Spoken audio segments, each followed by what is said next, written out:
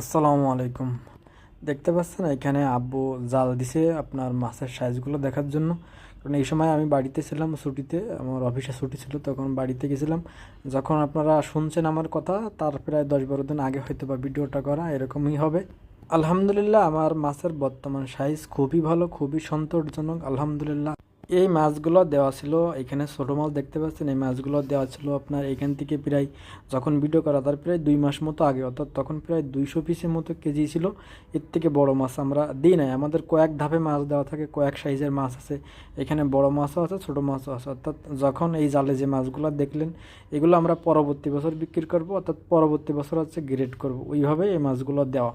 আলহামদুলিল্লাহ, এরপরেও এই মাছগুলো এবছরই কিছু বিক্রি করা যাবে, কারণ এখনও আমাদের হাতে সময় আছে প্রায় 4 মাস মতো।